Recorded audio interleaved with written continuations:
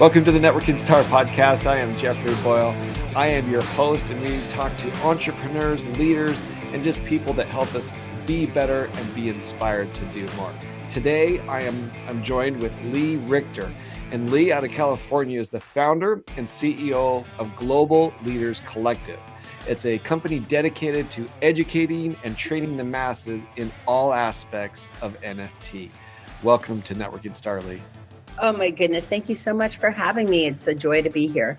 So it's pretty interesting. NFT is a future of so many different things. Tell me a little bit about how you got interested in NFT, and maybe for the people who don't know about it, just give a brief explanation what it is and what it is that took you into this space. Excellent. Well, I learned early on when technology is moving forward, it never goes backward. And so I started noticing pieces of technology that are moving very quickly in our world right now. And a lot of it is built on blockchain. And people have heard of, Bitcoin and Ethereum as one of the forms that we take ownership stake in blockchain. And another is through NFTs, which are digital collectibles. So an NFT is something that lives on the blockchain. So it's in the Web3 world, lives on the blockchain, is verifiable. You can identify it. You can see who owns it. It's all transparent. And so for a lot of reasons, industries are now seeing a reason to incorporate NFTs into their business model and their lives. For one example, it could be an access ticket to a special event, just like you go through Ticketmaster now and you get your QR code and you go and you used it for that one time at the gate to get in. It's a verifiable, almost an NFT. The only thing different is it's not posted on the blockchain. It's just on your phone between you and the seller of it, in this case, Ticketmaster. But if you look at it like I'm selling my car, or I'm putting assets together for my family will, or assets together for my company, now I could take that, what would be like a QR code or something that's a digital asset, and I could put it on the blockchain. So now it's there forever.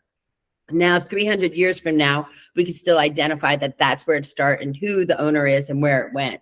And so it's got a different layer of possibilities, not only verifiable and identifiable, but proof that you own it and proof that you can pass it on to others, or even in some cases, you could do a fractional ownership among many, which they've already have case studies around that. It's an amazingly interesting industry, and with so many things, one of the really interesting things I've seen about NFTs, of course, you have star athletes that are able to monetize their image instead of people just downloading off the web. Now you can own part of that, and some of them, some artists are making tremendous amount of money just having, as you said, fractional ownership in one of their pieces of art. But this is what I thought was super interesting as well about the NFTs, with all of this artificial intelligence and the ability to do deep fakes and the ability to all of the crazy things that people are worried about. NFTs can prove the ownership or the real, if that's a real life person instead of it being a fake. I love it because more than a year ago, I was in a special meeting. It was actually a Zoom meeting with the team, with Gary Vee and his team. And they were talking about how at the end of his speeches, they were going to issue an NFT to prove that that was real and that was his speech. So yeah, a year ago, we were already seeing authenticating something this as real. People are doing it at the end of their podcasts. They're doing it on the licensing of materials, whether it's licensing to coaches or licensing to companies. A SaaS model, you can now own the NFT that shows you have the licensing for that particular time. And then the NFT would revert at the end back to the original owner, unless it was renewed or reissued. So it's almost like a temporary ownership that you can use it during that time. So what is it? Could be a day, it could be an hour. It could be a minute. I see people trading on the blockchain, trading in fractional seconds, loans to one another. And so basically it could be anything your imagination as a mathematician or a visionary or a creator, anything to your imagination can now be, put into this transaction. It's endless. So there's a lot of business owners, for example.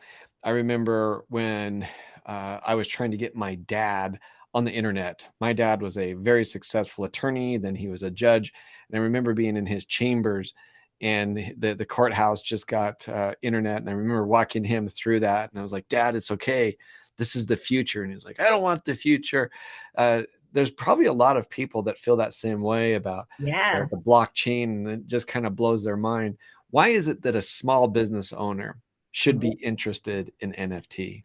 I love that you bring this up because it's really something I spoke about actually in a TEDx talk that I did recently in February. And what I talked about was every generation should go together, because if we're watching all the 20 somethings and actually teenagers that dive right into Web3 and dive right into NFTs, when we watch them do it, do we want them to be designing the future for all of us? Or do we want to have a voice in the future that we do it together? And the way to do it is through your own children. Like my daughter's 18 years old. And because I'm paying attention to Web3, I learned a few things. And one of them is this thing called Roblox, Roblox. And what I've learned is I could be in rooms with very smart people. I mean, 150 IQs and up, big businesses, multi-million-dollar brands, and they not know what Roblox is. If they're over 40, they don't know. But 12,000 billion hours have been played on Roblox, and people don't know it exists. When people are in their 50s and 60s, they have no idea a lot of the time, unless they have a kid or grandkid who has taken them in with them. And what happens is the ones who know about it can see, oh, yeah, the kids are going to run the world. We better have conversations or they're going to be dictating our future, because they get it and they're not afraid and they jump right in. Just like you did with your dad. You're like, hey, you know what? I'm jumping right in. Don't be scared. Come with me. He felt more safe going with you because you were fearless there. Well, that's how the 20-year-olds are right now in Web3. They're fearless. They have nothing to lose. The 18, 19-year-olds, they're jumping right into AI. They're jumping right in. They're figuring it out. Behind the scenes, I'm seeing my friends' kids drop out of college because they're seeing AI is going to change everything anyway. Learn AI, because AI is not going to replace you, but a person knowing AI will. Well, what's a 19-year-old got to do in college learning the old way of doing things when you and I as entrepreneurs see AI is already changing the way we're doing things? So he's right. He's 18, 19 years old, and he's like, why do it the old way? It's not going to work. And everyone who sees it now, who joins in, is going to have an advantage later. They're going to understand the rules of the game. They're going to understand the language. They're going to understand the reasoning. They're going to understand the pitfalls. They're going to see the bad actors. By being there early, you're part of the decision-making for the future. And so I think that's the timing. You talked about a couple different things. My son introduced ChatGPT to me, and I remember thinking, so what? That wasn't very long ago. And what's really unique about AI and NFTs, once you start to learn the blockchain, is it's not that much more difficult to understand. It's just a matter of the application. And I pride myself now in being able to teach my son things about that, because you can become an expert in a relatively short amount of time, because the difference with the new technologies, you don't have to know code. So software started eating the world, and now AI is eating software, right? And so, especially because AI knows the code, so you just ask him the code, and now you have that as well. So you're right; it is definitely changing the landscape of how we're going to engage in the future. Not only in our relationships, you with your son with you, you're teaching each other. He can open the door for you, but you could see the relevance because of your life experience. Yeah. This is why we want people of every generation in there, because they do not have business acumen and they don't know what's relevant yet. They're just arriving. You plus him is now more powerful than either of you alone. You just explained exactly why I want parents and grandparents to come and feel like they're part of it, and part of the conversation is because their genius, their acumen, their ideas, their relevancy, their future pacing is all important to all of us. And if we just let the 20-year-olds be in charge, it's going to be different than we imagine. And probably they will not know the long-standing effects of their decisions yet, because they don't have the relevancy like you do. You adding to your son will get him leaps ahead, but him bringing it to you made it safe for you to go investigate it. It's interesting what you're talking about with it. The idea of, so I think we're both over 40. I think that's safe to assume. But now it's been pretty interesting to be able to see the progression of it. And what's really great about all of these things is these things used to be only really be available for the big companies. And now what you're seeing is in the last year, you've had 10,000 years of progress just sped up in a matter of a 365-day period of time. But And this there's a difference. compound. There's still one big difference now. You and I are still looking at it as individuals, where those companies are putting hundreds and thousands of people. So they will race ahead because they'll hire these 18, 19, 20-year-olds out of the gate. And they're going to hire so many of them, and they're going to figure out how to take a lead that you and I alone cannot catch up. And that's what Roblox is about. When you see Gucci and you see Starbucks already putting a stake in there and defining their best customer experiences, those best customers are going to have an advantage forever because they're founders, but they're going to know the game better. But why is Starbucks there? Why is Nike there? Why is Gucci there? Why are they applying for patents when they're normally a company that gives you sneakers or pocketbooks? They're filing for patents right now in the IP because they want to get their stake in Web3. Why is that happening? So do you think we should pay attention because the big companies are paying attention? Yes. Because countries are paying attention? Yes. The project I'm doing with the Vatican right now is a country paying attention. Yeah. That is the stakeholders' reasoning to go out and learn more. Learn through your son. Your son could teach classes to many 40-something dads right now. He's got a perfect way. This is how the next generation of not billionaires, but trillionaires are being made right now. Well, we've already seen, son has an advantage right this now. week with NVIDIA, just a brand new wealth class being created. And I think the important thing that a lot of times when people hear what you're talking about and think, oh, it's only for the big companies, but what we're seeing is the small businesses that have the intelligence to take advantage of this are going to be light years ahead of competitors. And it's not, the world has flattened to a degree, and that everybody can participate in this. And as you've said, it's not just that AI will take your job. It's, will the person who knows AI take your job, and will the person who knows how to be a benefit? So it's not just the employees and the small business owners. It's really just about everybody that can take advantage. But even before knowing is being curious. Yeah. Curious instead of afraid. Curious to run into it and be like, what do I need to know? Hey, by the way, as soon as you turn on ChatGPT and ask them, what do you need to know about ChatGPT? You get answers. Mm-hmm. But your answers are going to be different than mine. So it's always going to be your unique experience based on you taking in whatever they share, and then you're curating it and making it your own. So this is time for the creators. I do remember about 10 years ago, I was in London, and Bill Clinton was at a meeting. There were 30 of us, and he was talking as a world leader, not as the next president. He was talking about how he sees the world. And he said, you know, the greatest story ever told has not been written yet. And I understood what he was saying then, but I feel like it's being written right now. Yeah. Back then he was right. Yeah, we couldn't imagine the greatest story ever told yet. It hasn't been written yet. And now with what we're seeing, how everything is so fast. And so, however, we as a humanity need to be aware of what is being said and written and created, right? We need to control the narrative.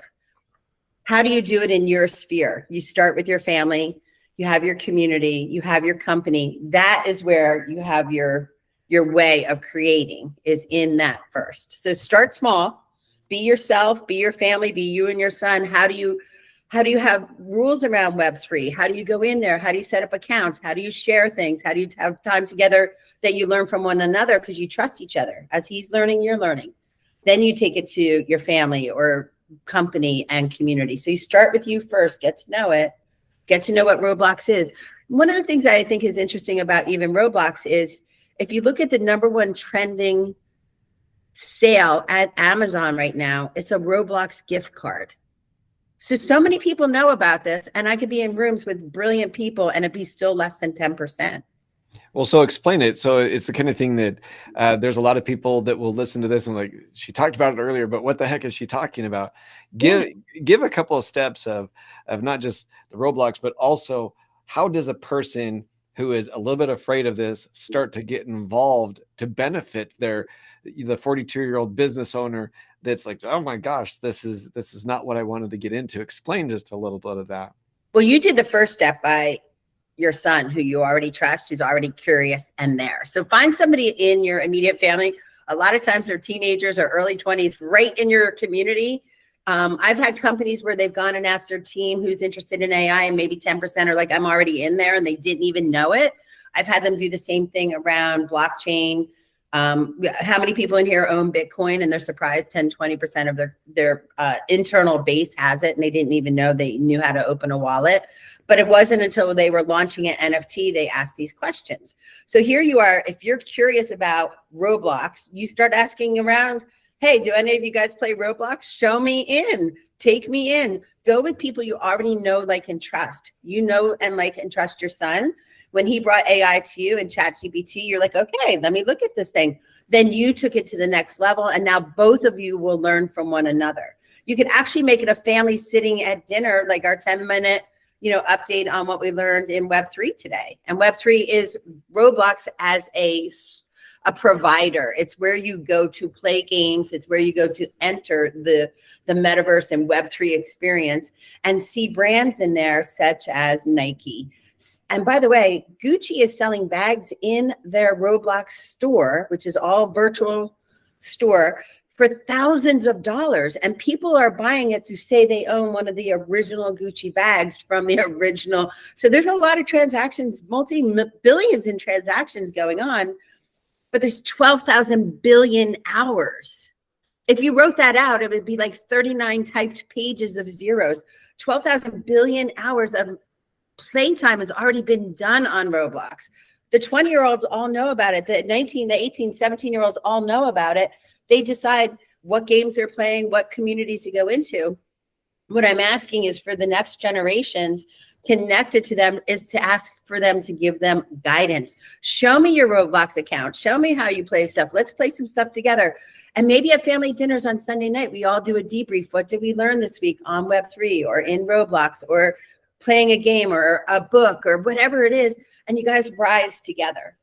But the curiosity is the first piece. And be curious who's there already. Start there, because people around you are already there and they can take you in. It's so much easier to have a guide.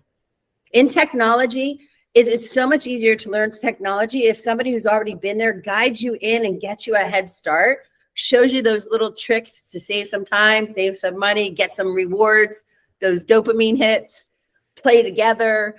One of the things I noticed, my daughter was in high school during COVID, and her friends not only played games, and Fortnite was some of it and some other things. Not only did they play games, they would put the phones next to one another so they could see each other while they were playing games. And I'm like, wow, they really want to be connected at the next level. I mean, when I was growing up, we had phones. We didn't see each other until, the year 2000. We were starting to see each other. And I'm like, wow, she's only known that. So then when they were separated, they still had to see each other to feel connected. And so there was something to be noticed about how much they needed to be connected at that eye-to-eye level. Just like you and I, seeing you is tricking my brain like I'm actually in the room with you in a lot of ways. And I think that's why some people got Zoom fatigue, is because such introverts having so many seeings of people all day long, they're like, wait, stop the madness. Whereas extroverts like me still love it and will do it, time and time again, including the middle of the night for overseas interviews, is because we love it. We love being connected, and it tricks our brain. Oh, I actually saw that person who lives in Italy who I wouldn't normally see, right? And so with my daughter's generation, I really saw how much a lot of them really needed the connection. And she played tennis and still had a physical in-person connection. But I also saw the ones who didn't have connection, how they withered at a really rapid rate and how they needed more support, more help, and things that we didn't expect, like a suicide hotline. I didn't anticipate that 3 months ago, had that happened so fast, was they lost that connection, that in-person connection, and they didn't know how to handle it. Well, I think our generation has the same thing. We just have some coping skills a little different. So now you mesh both of us, and what do we get? We get to grow together. We get to be curious together. We get to learn how to do coping skills and survive things together. Losses, gains, all get to be determined. How would the family do it together? I think this might be one of the ways that we can have a family closeness better than ever before. And I'm seeing teams. I had a team in Thanksgiving last year where the parents gave each of the kids money to put in the NFT and blockchain marketplace. It was somewhere between $1,000 and $5,000, depending on the family. And each one of them, what they did was they had a competition. They've been having it this whole year. So now Thanksgiving this year, at the end of the year, they're going to see where did they all land, who learned what. And they have to originally give whatever the amount their dad gave them, they give back. If they got 1,000, they give it back. But everything over it, they get to keep. So they've been having this little competition, but it's been a healthy competition. But also they're having a conversation around Web3, what they're learning, when the market went up, when the market went down, when Ethereum went up, when Ethereum went down. Should I buy some now? They're having those family conversations now they might have missed if they didn't do that friendly competition. So I can't wait to see what the results are. I'll be asking a few of them to share those results because I want to see what happened in your year of learning with the next generation. And I guess we'll report that back to you, Jeffrey. Well, that'd be good. Well, one of the things that's interesting as you went through some of those different scenarios that I thought about is, you can talk about Gucci, you can talk about Nike, you can talk about these giant businesses that are taking advantage of it. How does a regional or even smaller business take advantage of some of these technologies that the big companies are already investing in? Well, one of them is this book says 10x is easier than 2x. That means you don't have to do it alone. You could bring in other collaborators. I'm watching one of my teams in AI right now that when he looks at the entire funnel of AI, what he needs, he's brought in collaborators at each piece so he doesn't have to do it alone. For me, I'll use the example of our veterinary hospital that's right down the street, right? 2 miles from my house is a little veterinary hospital. It's so awesome. It's a holistic vet care. And I was thinking, how do I bring Web3 into the experience, but also enhance the client experience and the doctor experience at the same time? So I came up with a VIP program. In the VIP program, now those people have more access to the doctors, have VIP days, have special party days where they can meet other people, part of the community. They might have educational opportunities that other people wouldn't get, as in the radiologist coming in and doing an hour on why do we do this in radiology, or another one coming in and saying, here's what physical therapy things to do for your dog before and after surgery. So those VIP clients will get this really high touch experience. How do I pick the VIP clients? I sell it as an NFT. I sell 100 of it. Whoever buys them, they own them. By the way, if they don't use all of it, they can resell it to someone else. Now they're the sales team. I don't have to worry about the resale, but I get clients who want that level of care and that level of access. So they opt in by buying the NFT, but now they own the experience. It's the same as any other fractional ownership. Like if they use 3/4 of it and they're done, say they adopt their pet out or they move or whatever, if they haven't used them, they can now reissue that to someone else and that person get access. So it passes the torch instead of just goes unused. So there's all these different reasons why. I wouldn't call it an NFT though. I would call it like a VIP pass. It would just be done through an NFT. And I'll also mention through the Vatican, the project we're doing with them, we're not calling them NFTs, we're calling them keys to the Vatican. So people will come. I don't want to scare them away saying you have to get an NFT. What I've learned is meet the client where the conversation is. You and I already talked about, they're going to be scared. They might not want to do it. They're going to say that's for the next generation. But is a key to the Vatican make sense? Does a VIP pass to the veterinarian make sense? So you customize something for your audience where they are. Now with 100, if I have a 3-month wait list at the hospital, do you think 100 people will pay extra just so that they can get to the front of the line? And now I get my most dedicated, happiest clients willing to not only get the NFT, but to show up with the ethics, which is we're on time, we don't cancel, we honor the doctor's time. To be a VIP client, those things have to be in place. Now I have a better experience for my doctors.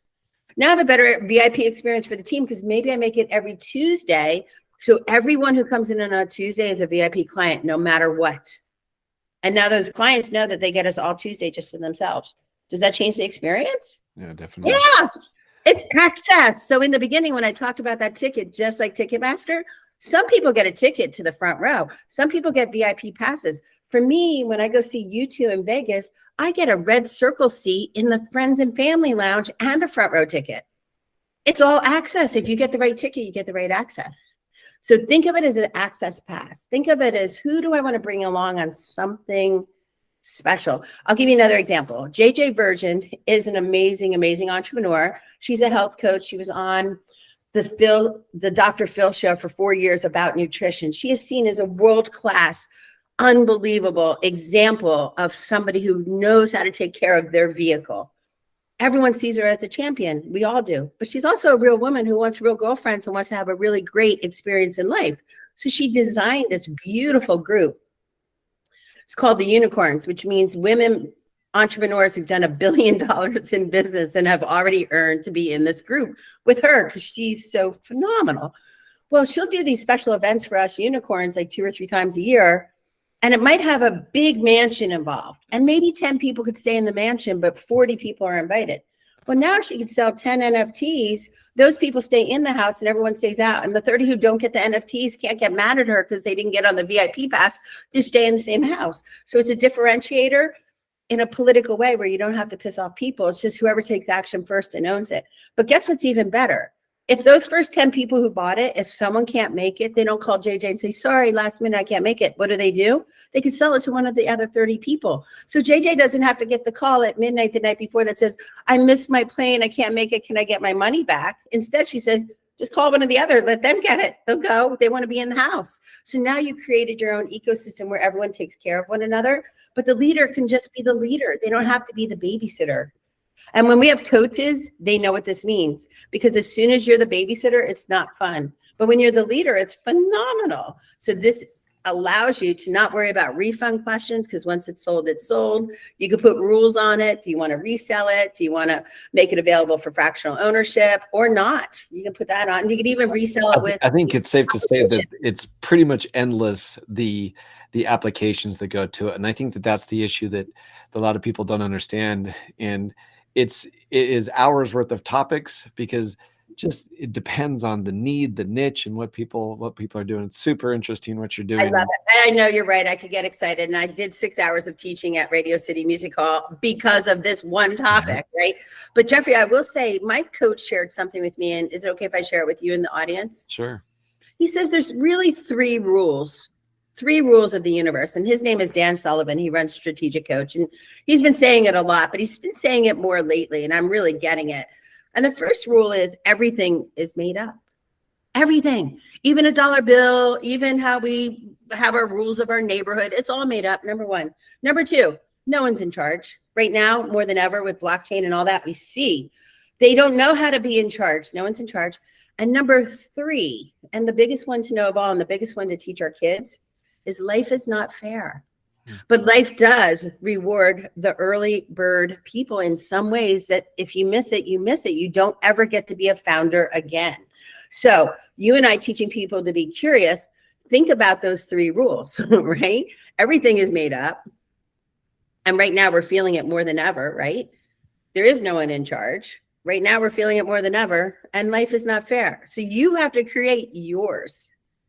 And right now is a gold rush that hasn't existed in a while. So that's why we're making people. Well, and the thing is it's bigger than anything that we've seen in our lives. And we've seen the internet, and we've seen the birth of blockchain. We've seen the birth of cryptocurrency, Apple stock, you name it. All the things that people feared that they couldn't be a part of, that they've been able to. Lee, you have a wealth of information in a lot of different topics. Tell everybody where they can find you on the internet. Oh, thank you so much for that. And I love chatting with you, and you're such a great networker, and I just love what you bring to the whole community. So thank you for that. GoAskLee.com is my main website, GoAskLee, GoAskLee.com. And then we have NFTs with Lee.com as a course to help people get started, to literally just go from I didn't know what I was talking about to I know what I was talking about just in that one course. So I love sharing that with anyone. And Jeffrey, I would love to support you anyway on your growth path, especially with you and your son, because that kind of story just, it lights my heart up to know that you're having better and deeper and more meaningful conversations. And it's based on something that's future pacing, and you're going together. And I think it's really to be recognized and to be honored and to be duplicated with all of your audience. Well, I appreciate that. And as a father of 5, I get a lot of teaching experiences from them for sure. And it's truly, I've always been a lover of technology and what it can do. And so thank you so much for being on. And I'm excited really to see this world. And what I would encourage small business owners, this may seem overwhelming, but you can start to look into it and it just makes sense. It's the kind of thing that it's all of a sudden, it's the closing of the loop. So thanks for being with us, Lee. And I really hope people can take some of your courses, because once you start to get involved with it, you see the application across the board. Thank you so much. I enjoyed every minute. Talk to you soon.